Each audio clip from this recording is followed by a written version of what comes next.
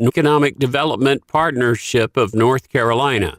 The travel and tourism industry directly employs more than 2,335 in Iredell County. And WNCN reporting that a massive storage pile area of railroad ties in Fayetteville will burn into the coming days, according to the Fayetteville Police Department. Shortly after 11 p.m. on Sunday, the Fayetteville Fire Department was dispatched to an outside fire on Shaw Mill Road near Murchison Road. The first arriving unit found a large storage pile area of railroad ties burning. The department said the area size and configuration, along with other access restraints, prevented crews from extinguishing the fire. Now we'll look at sports. Here's Joe Berg. Lionel Messi and Inter Miami took home the League's Cup championship after an 11-round shootout against Nashville SC. Rick Hendrick cars continue to dominate at Watkins Glen, with William Byron winning his series best 5th race of the season. Victor Hovland won the BMW Championship by 2 strokes in the PGA Tour, and the Carolina Panthers lost their preseason game to the New York Giants 21-19. WSIC weather: sunny and hot today with a high of 95, partly cloudy tonight with a low of 71, then sunny and hot again Tuesday with a high of 96, a heat index at 102. Sunny and milder Wednesday with a high of 89. Mike Jackson, WSIC News. Any views expressed in this program do not necessarily represent those of WSIC. All systems are a go. Ladies and gentlemen, hold on to your seats. Taking Care of Iredell with North Carolina State Representative Jeff McNeely is about to begin. In 5, 4, 3, 2, 1. Good morning, Iredell County. Hope everybody's doing well out there. It's a little warm. It's supposed to be. It's middle of August. This is when the dog days are in, I think it is. As my grandparents used to talk about. So it's going to be hot, and it's going to be muggy and humid, and you're going to sweat. But that's okay. Come January, you're going to say, man, I wish it'd warm up. So, anyway, got a good show today. I got Representative Keith Kidwell coming on the show. Friend of mine in the General Assembly, lives down in Beaufort County. So, he's going to be on here. Actually, I think he lives in Beaufort. It's not Beaufort County. He lives in Beaufort. I got to make sure I get the right county, though. I want to say maybe it's Craven down there. But anyway, have him on. Going to talk a little bit about Second Amendment and concealed carry issues. I brought that up a little bit about how our illustrious Attorney General Josh Stein is doing everything he can to undermine the Second Amendment in North Carolina. And just by the way, in case you're wondering, he is running for governor, and that would be a no vote. You should put down on the ballot for Josh Stein. Anybody, this is the least of your worries is the Second Amendment. He's going to do everything else he can, too. He's actually going to make Roy Cooper look like a moderate. Think about that. All right, we did have a busy week. And, hey, if anybody would like to call in and talk about what all we did last week, 704-873-1400. Love to hear what you got on your mind. We did have a busy last week. Ended up overriding 5 vetoes of Roy Cooper. We did the prohibiting men competing in women's sports, HB 574, prohibit gender transitioning surgeries and puberty blockers for minors, House Bill 808, expanding access and streamline approval of charter schools. That was a big omnibus bill. You've heard me talk about it many times, House Bill 219. It did not end up getting into a lot of the monies that the public schools were so worried about. And I figured when it was all said and done, it was not going to be a bad bill. It did allow charters to expand, which competition works for everybody. Affirmative parental rights in children's education, well-being, and safety. We call this the Parents' Bill of Rights, Senate Bill 49. So that gives you a lot more freedom. And it also is going to free up the school board as far as curriculums and books and things that we will or should not teach our children. So that's a blessing. Also blocked some costly new home building energy regulations that the feds are trying to push down, which on new building, on new housing, you're probably looking at adding anywhere from $20,000 to $30,000 to the cost. If somebody wants to put these initiatives in, they're more than welcome to. But forcing everybody, that's not the way our republic works. That's not American. So we fixed that so they can't do it. One of the other bills that we just passed that was not vetoed yet, but it will be, folks. It'll be here before you know it, is strengthening election integrity and voter confidence in North Carolina. And there was quite a different litany. It turned out to be about a 40-some page bill, started out about a 10. And we covered a lot of different things in there. One of the things that I think is most important that is in the bill is that your absentee ballot must be received by 7:30 on election day, that Tuesday at night, 7:30 p.m. Any ballots that come in the mail after that will be null and void. You have 45 days to get your ballot in. I suggest you request it immediately if you need it, come primary election time, and I suggest you send it back in as soon as possible. That way, when election day ends, we can get a fairly official and correct tally of what's happening instead of it drifting days and days and days. That's where suspicion comes in. That's where a lot of the issues with both sides come in of cheating, is when this thing drifts on, and all of a sudden one side says, well, we did not get to see the counting of the absentee, or are the absentee ballots correct? Have they been witnessed? Are they viable? This is important. So this will take out a lot of those issues. That's what needs to be done. Election day is election day. We have 17 days of early voting, and then we have the final day. Surely to goodness somebody can get their absentee ballot in. Hey, you can even drive to the precinct, never get out of your car. They will come out and get you a ballot once you show them your voter ID, and you can vote in your car and hand it back to them, and they will take it back inside and process it. We've made it very, very easy to vote in North Carolina, but we're not going to make it where we're going to get ourselves in trouble or direct any kind of suspicion that we don't necessarily have to. So remember that. One of the other things I think is real important out there, too, that's going on with our beloved Biden administration is school archery shooting sports are in trouble in our middle school and high schools. And I'm sure you're wondering what this is. Well, actually, quite a few schools have archery teams and shooting teams. They are sports, folks. They are a talent to be learned, not necessarily for hunting, but yes, for hunting or whatever, or just for fun. You don't have to be 6'5". You don't have to weigh 250 pounds to be an accurate shot with either the bow and arrow or with a rifle. So these are important things.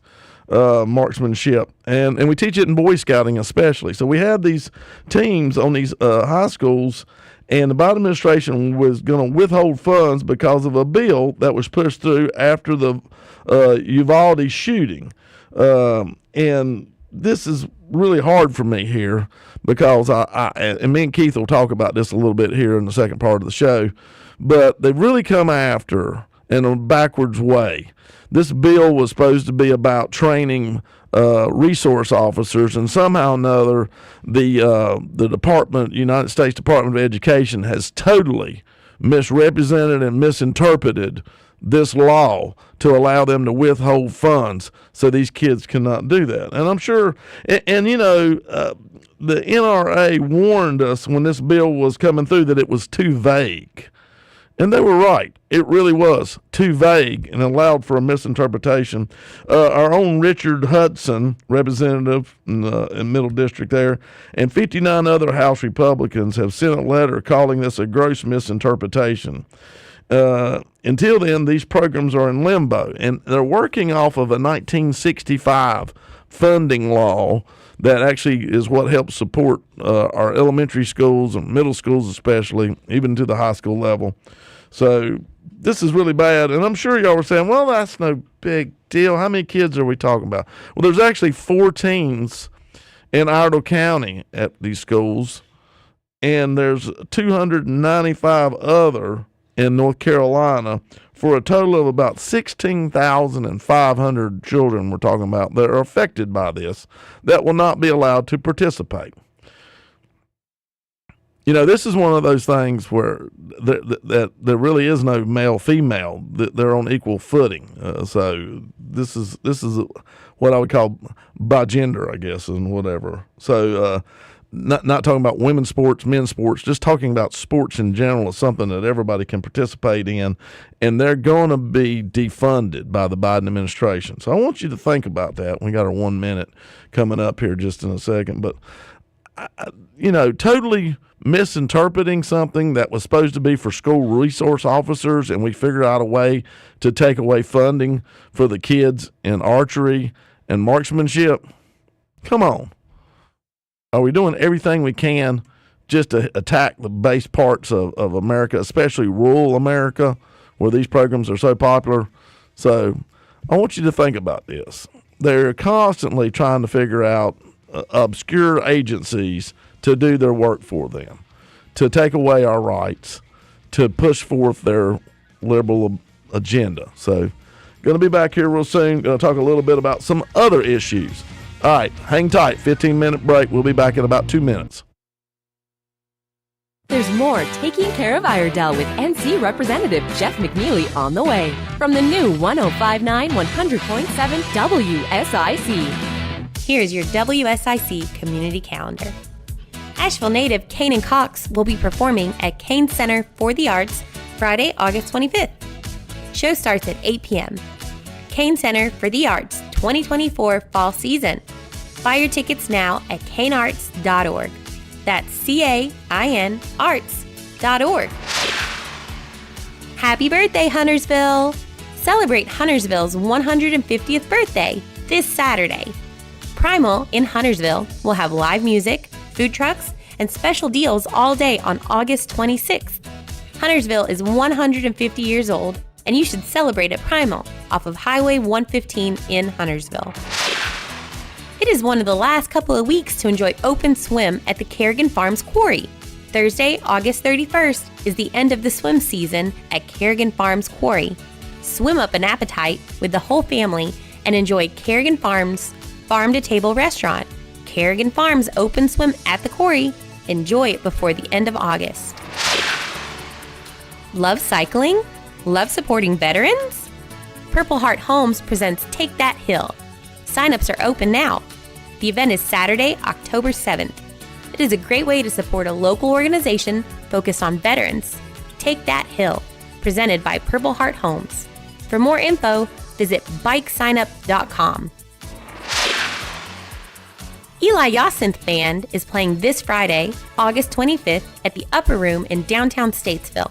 Enjoy a great show with a full 9-person band.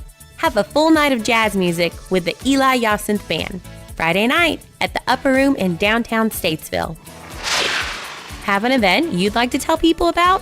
Yard sales, estate sales, and everything in between? Visit WSICnews.com and click on events to submit your event today. I'm Holly Vale with your WSIC forecast. Increasing clouds with the high near 94 for today. Mostly clear for this evening with a low around 72. Tuesday looks mostly sunny with the high near 94 and heat index values as high as 100. Partly cloudy for Tuesday night with a low around 69 and mostly sunny for Wednesday with a high near 87, with Thursday being sunny skies and a high near 90. I'm Holly Vale from WSIC's Weather Center. Hey, this is Jeff McNeely. We hope you go out and visit the fine folks at G&M Milling Company in downtown beautiful Lowray, North Carolina. That's 4000 Taylorsville Highway, 704-873-5758. Give them a call or go visit for all your livestock needs, as far as feed or seed or whatever. They'll be glad to help you out. They're really good folks. I've known them for a long, long time. Go visit G&M Milling, 4000 Taylorsville Highway, Lowray, North Carolina. It's Taking Care of Iredell with NC Representative Jeff McNeely on the new 105.9 100.7 WSIC.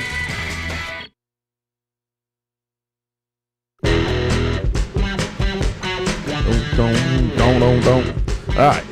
Like this jammed up music we got here, Joe. It's all right. Gets me hyped up, man. All right, we're back. Breaking over a little bit. Still kind of got the Biden administration. I guess I'm on them. You know, and that's rare. I rarely get on the Biden administration and Joe Biden for a lot, do I, Joe? Except for all the problems that we have. Other than that. But anyway, the wildfires in Maui. It's been horrific, and the loss of life continues to grow and breaks my heart. It's saddened. But unfortunately, like usual, the Biden administration and the Green Left Initiative are not wasting a disaster. According to them, this has all been caused by global warming. Oop, you can't use that term anymore. It's climate change, which covers everything. And so that's what they're saying. You know, if we had just taken better care of our planet, that none of these wildfires would ever happen, even though they're happening in Canada and they're totally different reasons than why they're happening in Hawaii.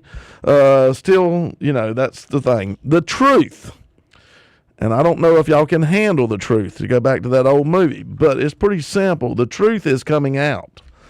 Blue Hawaii, which they are very, very liberal in Hawaii, their government, very democratic, has been sinking all their utility money into green energy over the last probably decade and not keeping up their 50-plus-year-old transmission lines that broke in the high winds. And we believe this is what has started the fire. And if you don't believe that, just look at the stock market, because pretty much like the California Power Company that had to file bankruptcy, people are shedding, I think it's Hawaii Electric co-ops, they're shedding their stock like crazy. It was down 34% because they're waiting for the lawsuits to break loose. So they've spent all their money on solar, on wind, all these things, while their transmission lines continue to be neglected, their transformers continue to be neglected. The high winds come. I don't really think that's climate change. I think it's high winds. We have them all the time. And the power lines could not withstand the force of the winds. They broke. They ignited only when they hit the ground. It's dry. The winds have dried the place out. Therefore, your fire started. Hadn't done a real good job. They talked about it. 2019, they actually hired a consulting company to come in and give them recommendations on how to prepare and control for wildfires, because they've had them before. This is not the first one. This one's the one that got out of hand. They've had them and been able to stop them. I don't know why. I guess COVID, it took 3 years for a consulting company to tell them that they need to go out and make sure they clean up all the underbrush. Same thing happens in California a lot, and I'm afraid it's happening in Canada some too. If you don't go in and clean out the underbrush and some of the smaller vegetation and stuff, you're setting yourself up for problems. The trees will shade those. They will die. They will become fuel. And the next thing you know, lightning strikes or a power line breaks or a whole lot of things happen, careless people, and there you have a wildfire get started. So I'll be curious to see how this comes out. I'm sure, like I said, the Biden administration and the leaning left are going to all holler climate change, but there's going to be lawsuits that's going to blame Hawaii Electric Co-op, and so it'll be interesting to see how that plays out in court. I don't know how you can have two outcomes like they're going to say there is, but I guess you can. Like I said, anybody want to call in, 704-873-1400. Love to hear from you. Next thing I'm going to talk about is really difficult for me to understand and wrap my mind around it. So there's a bill that's been filed in the United States Senate as part of our military bill that's going to be put in. And basically, Ted Cruz, a couple of other senators have put it in. And it's already got approval for the House side. So now it's got to get through the Senate. Looks like it probably will stay in. They'll try to take it out. But it is to use the remaining materials that were left laying there basically in the dirt all along our southern border to finish as much as we can of the wall that began under the Trump administration and stopped the day that Joe Biden took office with one of his first executive orders. So this metal has been laying there for a little while. So the Biden administration, seeing this coming, has now started putting these pieces of metal that were purchased, God knows what we paid for them, on auction.gov to get, .gov, to get rid of them before this law passes and sell them off at whatever price they can as fast as they can. So we'll eventually go and this law will pass, and when they get there won't be any of the material left to finish the wall. And that's basically what it's saying. It's not saying buy more material to finish the wall. It's saying use what we have already and spend all that we can to finish as much as we can.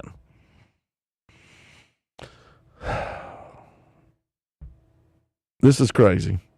And this is what we do. I think that may have pricked somebody's conscience there. Who we got here? Hey, go ahead and put them on, Joe. Hey, this is Representative Jeff McNeely. Who we got? Hey, it's William again, Jeff. How are you today?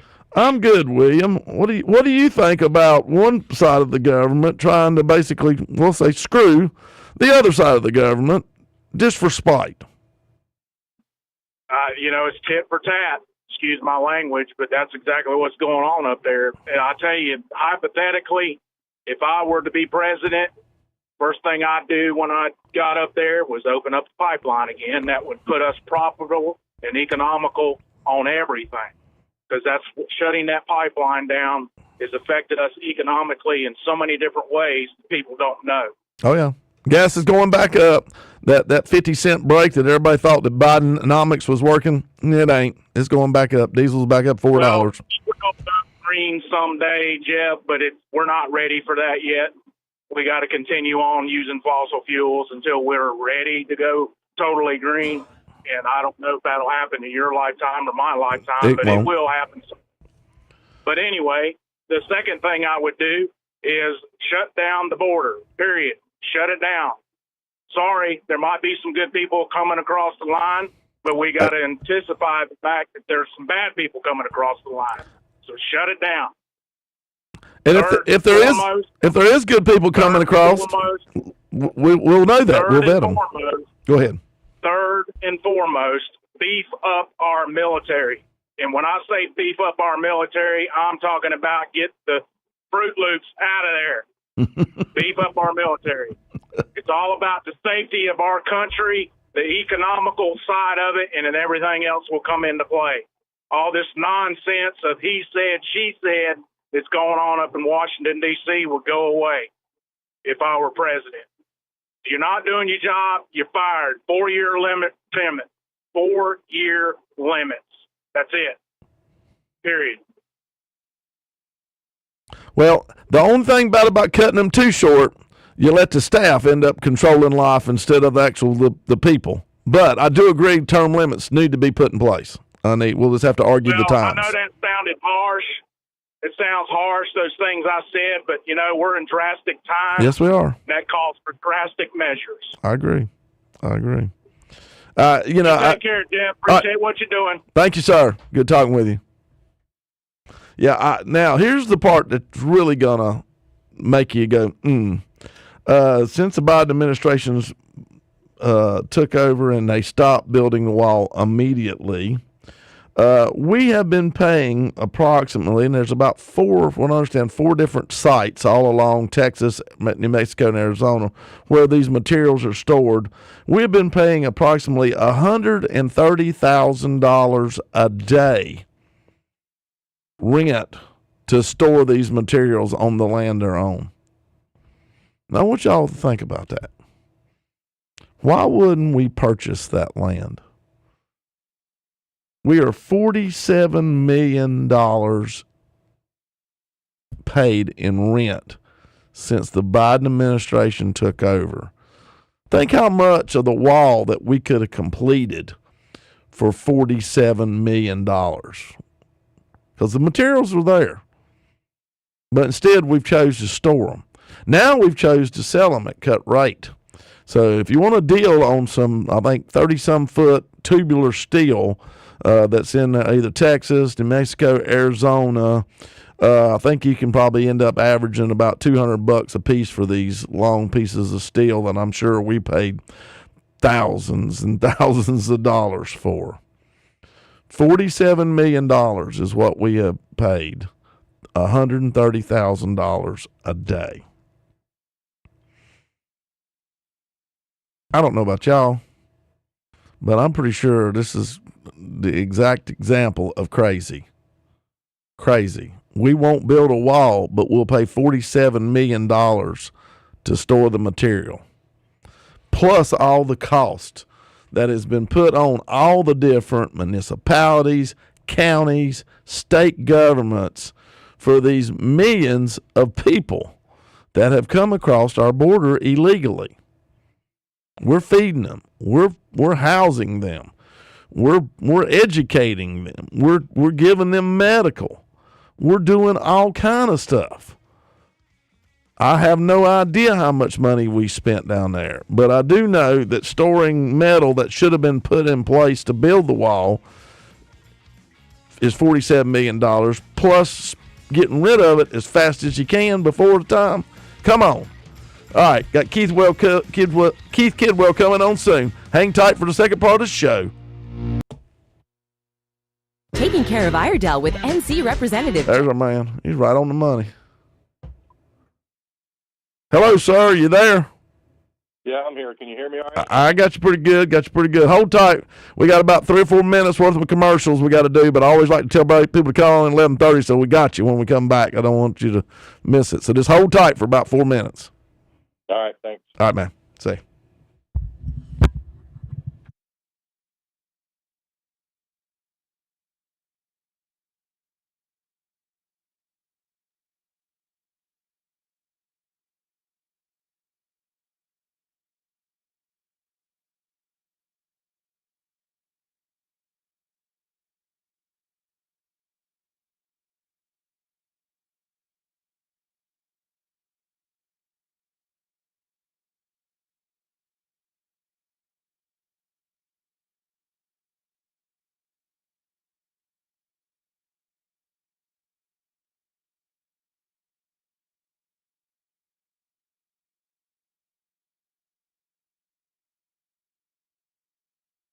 According to officers, a suspect, a family member of the victim, was taken into custody, police said.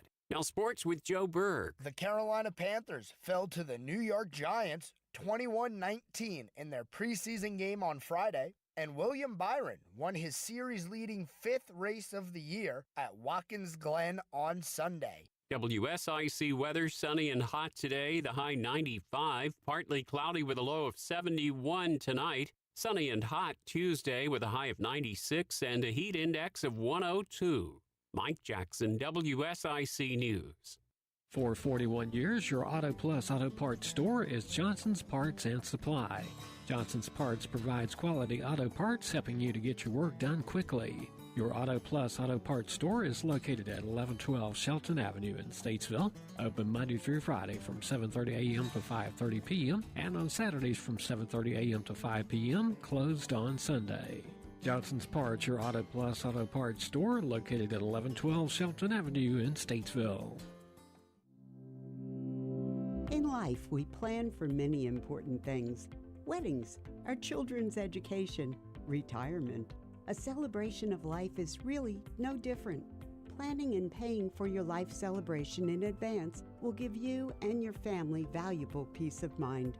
We'll help you take care of every detail with professionalism and compassion. We're Lynn Honeycutt Funeral Home. Find us at dignitymemorial.com. Hey, this is Jeff McNeely. We hope you go out and visit the fine folks at G&M Milling Company in downtown beautiful Lowray, North Carolina. That's 4000 Taylorsville Highway, 704-873-5758. Give them a call or go visit for all your livestock needs, as far as feed or seed or whatever. They'll be glad to help you out. They're really good folks. I've known them for a long, long time. Go visit G&M Milling, 4000 Taylorsville Highway, Lowray, North Carolina.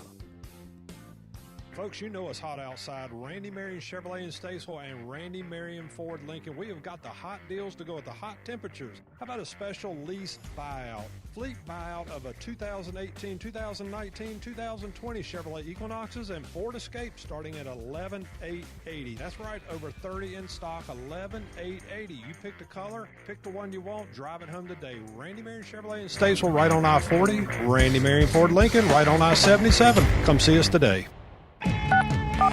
Speak with NC Representative Jeff McNeely at 844-STUDIO-4, taking care of Iredell on WSIC.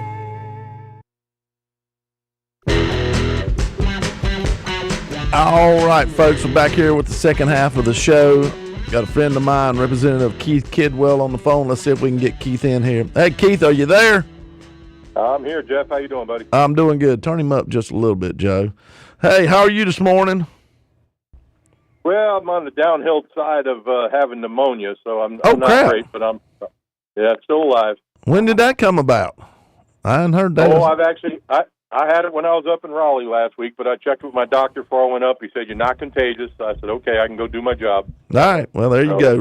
Whatever it takes, man. We have to drag in. We do it, don't we? Especially for the veto overrides. If you have to wheel me if you have to wheel me in on life support, I'm going to show up and make sure Roy Cooper don't get his way. So, yes, sir.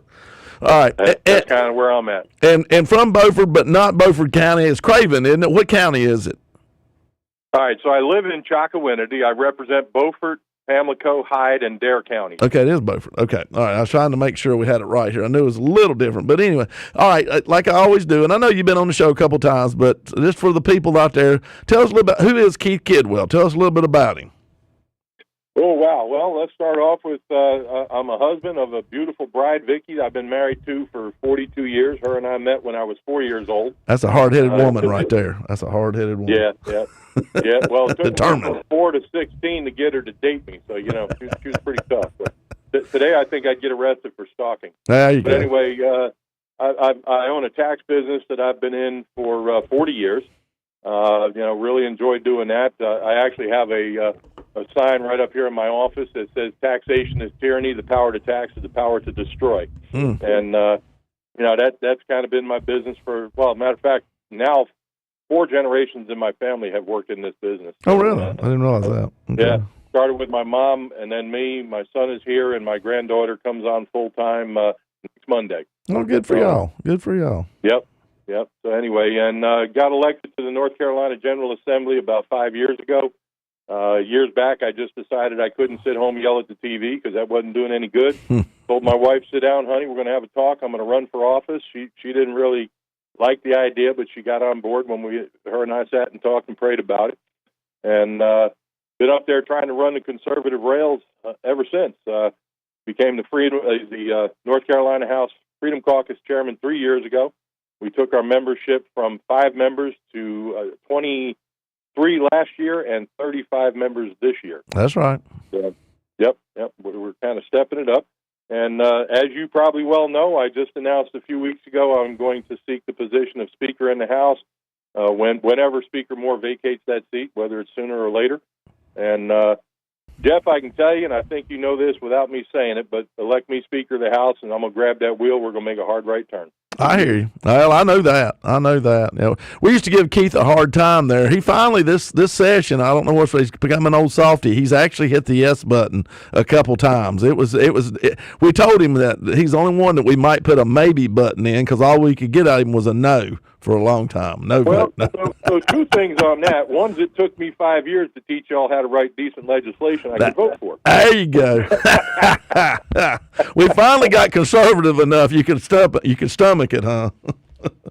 So, and then the other point is I told the Speaker back when they were trying to put the casinos in the budget and a couple of other things that I'm not real fond of, I sent him a thing, told him I'm a hell no on the budget. He said, well, we don't have a hell no button. So I went and bought one. I now have a hell no button. So. Everybody needs one of those. There's that bill. There's that bill. At least one bill that comes along. Can't cross that line. All right. One of the things that I wanted to bring in on, because I brought it up on my show, because we've been in and out so much here the last month and a half. We really hadn't been able to talk like we always do. This stuff come up with Josh Stein and the Department of Justice, and just once again trying to do whatever they can, just like the Biden administration. Just pointing out some of their other stuff. Just however we can go about, just doing the dirty work of their agenda they want. They'll use any agency, anything. So, now we're using the North Carolina Department of Justice's Criminal Justice Education and Training Standard Commission. Nobody even knew who they were until about 2 weeks ago. Then we're starting to figure it out. So tell us a little bit about, what's going on with our concealed carry, because they really did a job to try to make it about impossible for these instructors to carry on the classes. So give us a little info on that.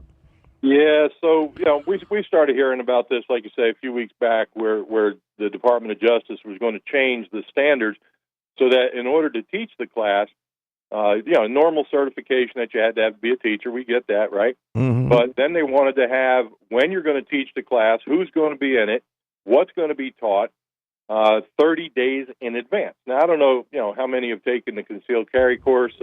Personally, I like to sit in and just take it every so often just to get updated on the laws and stay sharp. And I took it once originally, and then I have sat in on the class, Jeff, more than 10 times. Mm. And I can tell you most of the time they do a really good job. But the big thing is it's not always something where they know even 2 weeks in advance. A lot of times it's like, hey, can I get 10 people want to have a class on Saturday? Or, I'd have a few friends want to have a class, and I'd call a friend of mine to run the course. And he'd say, yeah, sure. I'd let him use my office, and then we'd go down to the range and, do the range part of it. Well, they wanted to have 30 days advance notice, who's in the class, so that gives them, in effect, a registration of gun owners. Yeah. Then they wanted a report afterwards that told them who took the class, what was taught. They wanted each instructor to hand out for the person to keep a copy of the concealed carry course, which has never been done. And they were saying that had to be in paper. They wanted the ability to just walk into the class and to contact people after the class, so that way they needed your contact information in order to do that. So when I got wind of this, I started looking around, what can we do? I said, well, I'm going to start with the first thing. I'm going to call in the folks from DOJ and sit them down in my office. So 2 weeks ago today, I went up and met them in Raleigh, and we started out in my office, and I told the three of them sitting there, and there was also a representative from Grassroots, and I looked at them, I said, do y'all know who I am? And they said, well, you're Representative Kidwell. I said, no, do you know who I am? I said, I'm the guy that sued the governor 5 times. I've initiated 5 lawsuits on the governor. I said, I want you to take a minute and Google Kidwell sues governor, okay? And you'll see that I sued him to get our churches open, our gyms, our restaurants, the hair salons, all this stuff, right? And they're looking at me like, this could be a problem. I said, let me tell you how this is going to go. You're not going to pass these rules, okay? I said, because here's what I'm going to do. I'm going to file a lawsuit against you. I'll get enough people together to do that to stop it. When you have your public hearing, we only have to have 10 letters. When those 10 letters come in, it's going to push this stuff up to the rulemaking in the General Assembly, and then it's going to have bills written that are going to change it. And I said, and I, as the chairman of the North Carolina House Freedom Caucus, can guarantee you 35 members of the Freedom Caucus are going to work to stop this. And we started paring away at what they wanted to do. Ultimately, we pushed them so hard with the help of Grassroots North Carolina that they have totally dropped it at this point, so they will not be putting those rules through. And I think what we need to do, Jeff, when we get back up there, we can start drafting some more legislation, is to go through and lay out what these courses are going to look like and what the rules are going to be around them, so that the DOJ doesn't try and take advantage of the people. Well, this is so typical of the Cooper administration, and we see it here, and we see it in D.C. at the Biden administration. Like I said earlier, using just out of nowhere committees, commissions, things that really have no power, and give them some kind of crazy access to something so important as our concealed carries, and allow them to just do whatever with no oversight, no elected official involved. All these are appointed, most of them appointed by the governor, and then when we run bills, the press loves to say, I can't believe y'all were taking power away from the governor. Well, what we're doing, we're trying to get the power back closer to the dadgum people. That's what we're doing. Well, Jeff, I always hear on the floor of the House, and you've heard this, where our people on the other side of the aisle will sit there and say, one, we're taking away power from the governor, or two, that the governor is the only statewide person that's elected to represent everybody. Those are both outright lies or misunderstandings of the Constitution, because the governor's job is to execute the laws that are passed by the General Assembly, not to make laws, not to interpret laws, not to change laws. Okay? His job is to execute those laws. Okay? And that's the part that people don't seem to understand. That's number one. Number two, he's not elected to represent the people. That's our job. That's right. So when they say you're changing legislation and you're trying to take power away from the governor, no, what we're trying to do is stop the governor from usurping power he doesn't have. That's what the bottom line is.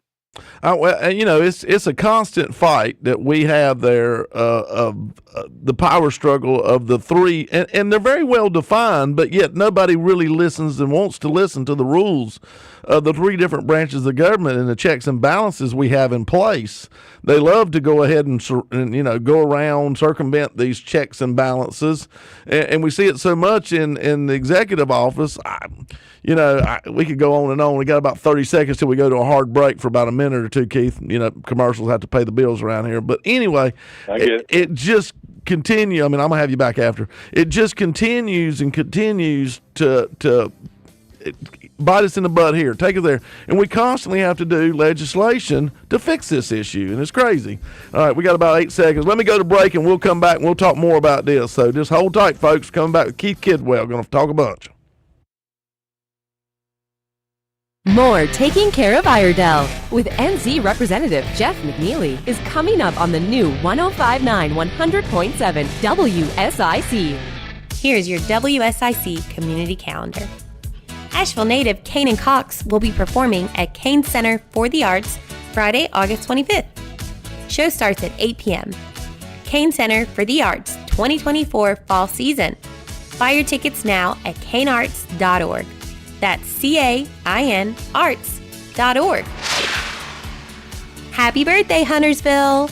Celebrate Huntersville's 150th birthday this Saturday. Primal in Huntersville will have live music, food trucks, and special deals all day on August 26th. Huntersville is 150 years old, and you should celebrate at Primal off of Highway 115 in Huntersville.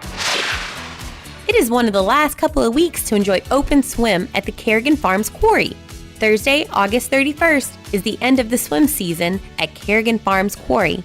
Swim up an appetite with the whole family and enjoy Kerrigan Farms Farm-to-Table Restaurant. Kerrigan Farms open swim at the quarry. Enjoy it before the end of August. Love cycling? Love supporting veterans? Purple Heart Homes presents Take That Hill. Sign-ups are open now. The event is Saturday, October 7th. It is a great way to support a local organization focused on veterans. Take That Hill, presented by Purple Heart Homes. For more info, visit bikesignup.com. Eli Yacinth Band is playing this Friday, August 25th at the Upper Room in downtown Statesville. Enjoy a great show with a full 9-person band. Have a full night of jazz music with the Eli Yacinth Band, Friday night at the Upper Room in downtown Statesville. Have an event you'd like to tell people about? Yard sales, estate sales, and everything in between? Visit WSICnews.com and click on events to submit your event today. I'm Holly Vale with your WSIC forecast. Increasing clouds with a high near 94 for today. Mostly clear for this evening with a low around 72. Tuesday looks mostly sunny with a high near 94 and heat index values as high as 100. Partly cloudy for Tuesday night with a low around 69 and mostly sunny for Wednesday with a high near 87, with Thursday being sunny skies and a high near 90. I'm Holly Vale from WSIC's Weather Center. For 41 years, your Auto Plus Auto Parts store is Johnson's Parts and Supply. Johnson's Parts provides quality auto parts, helping you to get your work done quickly. Your Auto Plus Auto Parts store is located at 1112 Shelton Avenue in Statesville. Open Monday through Friday from 7:30 a.m. to 5:30 p.m. and on Saturdays from 7:30 a.m. to 5 p.m. Closed on Sunday. Johnson's Parts, your Auto Plus Auto Parts store, located at 1112 Shelton Avenue in Statesville. Taking Care of Iredell continues. Here's your host, NC Representative Jeff McNeely, on the new 105.9 100.7 WSIC.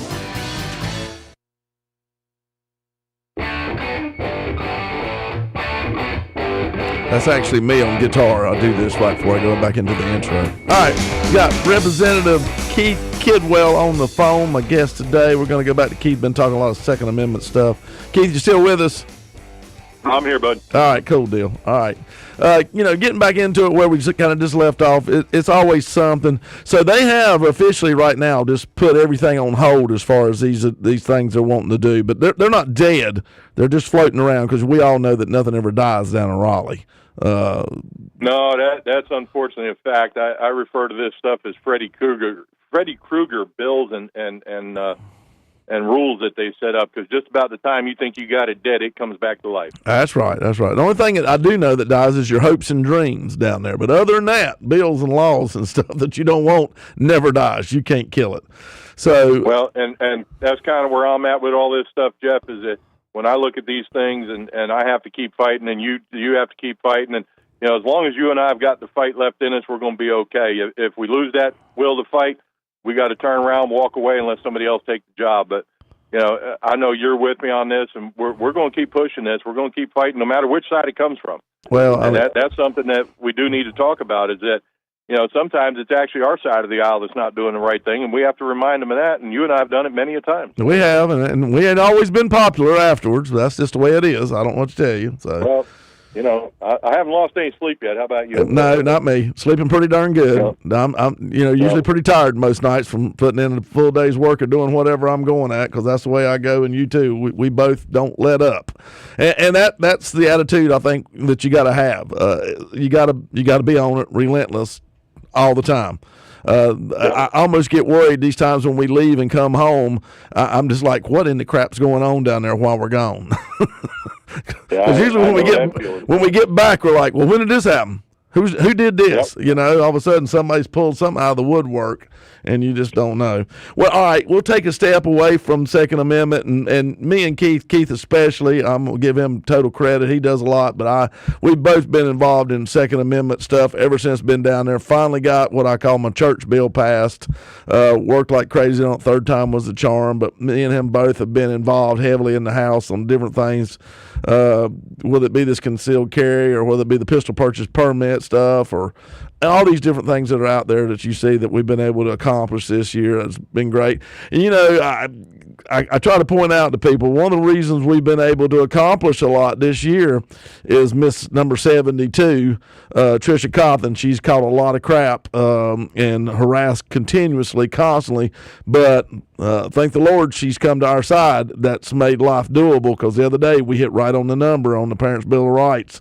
Didn't get one single Dem to come with us. 72 of us voted for it and overrode the governor. So it makes life worth living, let's put it that way, to have her around to help us get these veto overrides done. If not, we would have to fight Roy Cooper continuously. So thanks for that. But talk to us a little bit. That's very true. And the other thing you always want to keep in mind is the power that the Freedom Caucus has had in making things happen this year. Because if you remembered, all these good legislations that we just overrode had died. They had. They were not moving. And you remember we sent a contingent to the Speaker's office with a message that the Freedom Caucus was going to adjourn unless they started moving some of this legislation. And the very next day, we started passing this stuff. Yeah, things started going. So the squeaky wheel does get grease. It does. I was sitting in there with you, being the secretary of the Freedom Caucus. So we just, like I said, enough's enough. Hey, you got to hear us. You got to hear us. You got to count us. But getting to this now, we have chose to run when it's time, and we don't know when it's going to be. Theoretically, it's a year and 3 or 4 months from now before we'll make that choice. But we have already thrown our name in the ring to run for Speaker. Keith Kidwell's running for Speaker. What do you see? And we've got about 6 minutes or so. I know the show moves quick.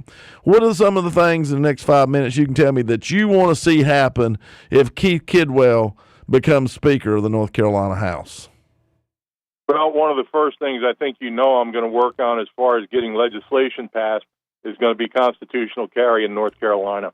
We have addressed that several times. I have run that legislation every year since I've been there. There's always a reason we can't do it. And, I often wonder if people sit around and look for reasons not to do things rather than reasons to do them. I had a bill this year. I was approached by leadership and told if I would put an education requirement in it that they would work with me and get it passed. So we went and put, which I didn't want to do, but I worked with Grassroots North Carolina, and we put an education element in. It didn't have anything where you had to carry a certificate. You didn't have to present it to the police. You just had to check a box that says I took an education course in carrying a firearm. Didn't change anything as to how you acquire a gun, anything like that. You still had to do all that. And the next thing I know, the bill was killed because the Senate said they wouldn't hear the bill. The other part that killed that bill, which really ticked me off, was the lobbyists from the NRA. Yeah, they did. They went after you. He walked in my office, and first time, and I asked him this. I said, "How is it, Mr. Stryker, that I've been here 5 years, and this is the first time you've been in my office?" Okay? I'm the number one guy for doing gun legislation in the General Assembly, and I've never seen you in my office before. And the first time you come in is to shoot down one of my bills, no pun intended. So interestingly enough, I go out and I talk to former Representative Chris Millis, and Chris told me, "Keith, I got to tell you, when I was here, the NRA took out my constitutional carry bill. It was the same bill you have, except I didn't have the education requirement in it, and they took it out because their instructors were going to lose income, so they wanted an education requirement in it." So here's the interesting thing. They've taken it out twice, once when it didn't have education and once when it did. So I'm wondering, is the NRA actually working for the people, or are they just working for the NRA? Okay? That's a question. That's a question. Yet to be answered. So, yeah, it needs to be answered. The NRA needs to answer it. So the other thing, and I think you know this as well as anybody else, I'm not thrilled with some of the legislation we've been passing this year, the issues that have become Republican issues that should not be. I think we're looking at this $1.4 billion for NC Innovation that just doesn't have any kind of guardrails. It looks like we're writing a check. Now, admittedly, they're not just handing out the $1.4 billion, but there's not guardrails in there to protect the people. And I'm just not for that unless we have a much longer than just a few weeks worth of study time on this thing. I was talking to one of the other representatives earlier today. Personally, I own a business, and I'd spend more time than that thinking about spending $4,000 or $5,000. So I'm thinking we need to spend a lot more time on that. We need to point our caucus in the direction of Republican values. You've always heard me say that the Bible, the U.S. Constitution, and the North Carolina Constitution are my guidebook. As Speaker of the House, I will add to that the Republican Party platform. We need to adhere to that platform, and I think if you look at it, it defines who we are. We believe in the Constitution. We believe in the people. We believe that in smaller government. We believe in less spending. We believe in lowering taxes. And to be honest, I think we can do a far better job than what we've been doing. And I don't think anybody could say that I'm wrong on those points. Yeah. Well, and along with that, it comes all the pluses. If you believe those tenets, the base, the rock of what you stand on, everything else becomes really simple. It takes out a lot of the question marks that we're having right now, and we don't know what's coming in the budget, and I can't stand that to a point too. It's almost like it's top secret, more so to us. It's bad when lobbyists come tell me what's in the budget that I've got in there instead of somebody else. We were sitting in that meeting last week, Jeff, and I know you probably heard it, where one of the members said that when they want to find out what's in the budget, they go turn on the news. Yeah. Because it's a big secret up there, and I can tell you flat out, when we're going to handle legislation like a budget, when we're going to handle any legislation, whether it's the Medicaid expansion, whether it's the budget, whether it's constitutional carry, we're supposed to go by what the caucus says, okay? And that doesn't always happen. Unfortunately, there's too many people that think we need to worry about what the media is going to say, and we need to worry about what the polls are going to say. I don't worry about what the polls are going to say. When I no longer represent the values of the people in the 79th district, here's what I know. They're not going to vote for me. Okay? Now, I got 100% of the vote last time. I must be doing okay. There you go. So, Well, and I tell you what, it looks like who knows how many people are going to end up throwing their hat in the ring for the speaker's position. Tim's been there, will have been 20 years if he fills out the term, and I feel like he's going to go as far as he can till the very end. It's time. There's a lot of people been waiting in the wings, and then there's others that have come and decide they need, and so it's going to be an interesting time just to figure this out and see where we go. But one thing I can say about Keith Kidwell, I know where he stands. I know what he's going to say. Pretty much, I got an idea real close of how he's going to vote on an issue, and there's a lot to be said for that.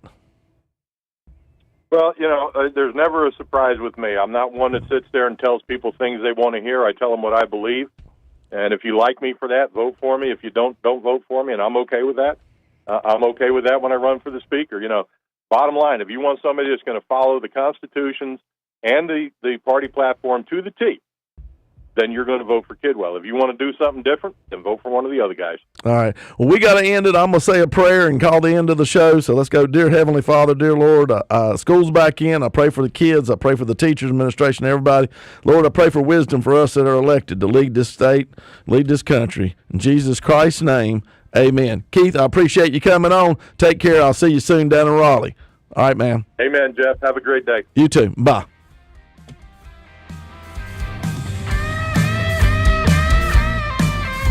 You've been listening to North Carolina Representative Jeff McNeely. Join Jeff again next Monday morning at 11:05 for Taking Care of Iredell on News Talk WSIC. The new 105.9, 100.7 WSIC, Statesville, Mooresville, North Charlotte.